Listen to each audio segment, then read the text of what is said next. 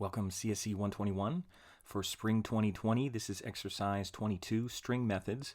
And this is actually an exercise from 2019 where you can find instructions. Is going to be under documents and resources, handouts, and it's going to be under unit 6, and this is going to be the instructions. And this is kind of a reference type exercise where you're just going to follow some instructions that will review a number of string methods, substrings, list methods, a couple different things that some might be review, some of them will be new, but it'll be working primarily with strings, and you might find it a little monotonous, but once you get through it, at least you'll have some experience using some of these and kind of a wide variety of them.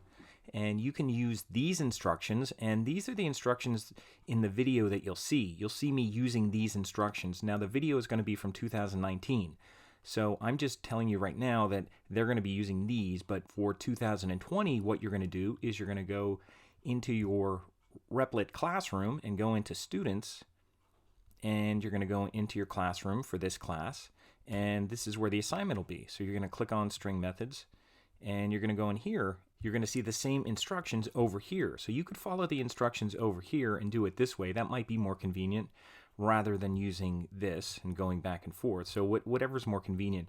I couldn't put spaces between all these. It's a little harder to read. And I have this started here. So you're going to start with a string, a variable called school, and it's going to have a string like this. And then you're going to use p variables, meaning you're going to put p1 equals, and then you're just going to print something out. So for the first part here of number 4, you're just going to go here and do p1 just like this. Make a variable p1 and then say equals, and then you're just going to print it out. For most of these things, you're going to kind of do it like this. Some of them will have a little more detail, but most of them will just be real simple things like this, where you're just going to print out, and you're going to print out the length of this string. So you would just print out len inside the parentheses. You do print out len, and then you just put school in here, and you make sure that you have your pairs of parentheses in here, and then when you run it, you should just have a length of how many characters are in here. And there's 31. And you're going to go through and just do all these. And some of these are, you're going to slice up little parts and get little parts of this. And I'm just doing the first part here. But if you watch the rest of the video from spring 2019, just follow along what they do. So I just wanted to give this little introduction. It's a little monotonous and it might be a little boring, but it'll cover a lot of the string methods kind of in a short amount of time. So it's not really that long. There's 2 videos. This one I think is like 8 minutes and another one is about the same. So that's for EX22 going through string methods. So have fun with the instructions from 2019 coming up now. So if you go right off of here, you'll see some things. P1, print the length, and we're going to see P1 is basically going to be a variable for print. So we're going to use, that way it'll be easy to keep track of all our print statements so that if you have a problem or something doesn't look right, you could at least kind of identify them. So we'll use a variable, you know, like P1 equals print, and the first thing that they're asking here is the length of the string name school. So if we just go here, and I don't even have to do all these because these shouldn't be that hard, equals print, and you're going to print the length of the string. And to do that, we just use the length. And then you just use the name of the string. So that shouldn't be hard. So if you run that, you should just get 31. That should be the length that you get for doing that. So that's all you're going to do for that one. I'll go through another one. This will be P2. So that way our print statements will be a little bit different. And then it says P2, the substring county using slices XX.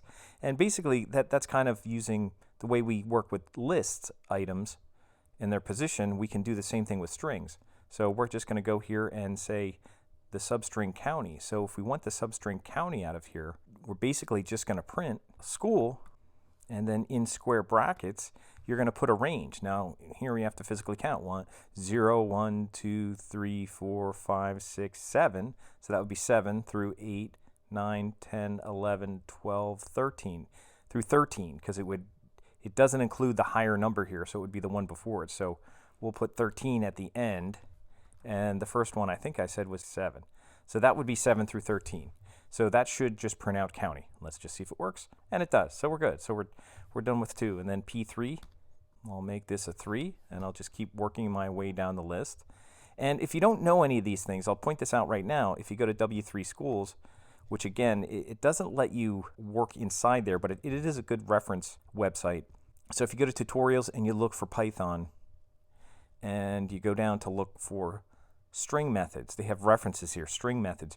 You'll find all these references here. So if you ever were unfamiliar with the way one is written or the way it uses an argument or anything like that, you can go through and find these string methods, list methods, all this kind of stuff here. So you basically just look at the example. So again, continuing through here, number 3 is index position of C in county. So to return the index position of C in county, you might be thinking, well, how do I do that? And what we're going to do is this one will be P3, and it's going to be, I believe, school.index, and then in parentheses, I think we're going to put county, and it should be the first letter of that. Oh, I didn't put my print statement. That's why nothing happened. So that way I'll print out county, and I should get 7, and I do. So there's my number 3 there. So that works. Just remember to put your print statement. And moving on, this says print the letters college using negative slices. Start from the negative index of the first character to the end. So this is kind of going backwards. And all that you can do here, so we're just going to count back here. 1, 2, 3, 4, 5, 6, 7. So we're going from 7. So we're going from negative 7. So in this one, we're going to print. So P4 is going to be print. It'll be like this one here because we're going to go with negative slices. So I'll just highlight that over here. And this is going to go negative 7, I think, to the end. So let's see how this works. And there we got college. So that's all we need for there. So this stuff isn't hard. It's just kind of just reviewing some of these things. 5 is print the number of occurrences of C in the string school using count. You could go down here to string methods and look for count and just check it out, and it just says count. And it's just like index, so you could just put the count of whatever you're looking for there. If you put count in there, it'll take all the occurrences, but it will do it by case. So when you go back here, and I think we're asking for C, so let me copy this one again. And the hardest part here is just keeping track of what you're doing because it gets a little monotonous. But this is number 5. And you're going to do school.count. And then in parentheses, you could just put capital C because we know they're using C's there. So if you run it, you'll get 3. And that's what we want. So we got 5 done so far. They're pretty easy. And it's just, again, we're just reviewing some of these things. 6 is number of spaces in the string using count. So this one's easy. It's just like the other one. And this will be P6. And this is going to count spaces. So you're just going to do a space. So make sure you put a space in there, not an empty string. This is an empty string. This is a space. Make sure you do a space. We should get 3 because there's 1, 2, 3 spaces here. And now we got 3. So we have 3 C's and we also have 3 spaces. It says print all the letters in a string on a separate line using a for loop. So this is a little review of a for loop. All of the letters in the school string on a separate line using for loop. So that means you're going to loop through all the letters that are in there. So for P7, all the letters, let's start a for loop here. So we could just start for I in school. So we'll go through all those letters in school. I'll hit return here, and what we'll do here is say print. Now I don't have a, I'll have to do a P7, I guess, equals print. And what I'll do here is just print I. And that should be all I need. It should print all the letters on a separate line. Let's see what happens. And that's exactly what happened. So that's all you need there. And then for the next one, it says without spaces. Now there's different ways you could do this one. This one for P8, it says P8, all the letters, separate lines with no spaces. So with this one, without spaces, what you could do, well, I'll make this P8, and I could put an if statement here, and I could say if I is not equal to a space, I could print it out there and also put my if I is not equal. Remember, you don't use 2 equals when you have the exclamation point. That means not equal, so you wouldn't use double equals there. But if I is not equal to that, then print them all out. So that should do the same thing except without spaces. And there it is. See, there's that one, and there's the one before. Not real exciting. And there's another method too. There's an if alpha or is alpha. That's under, I think there's an is alpha. Here it is alpha.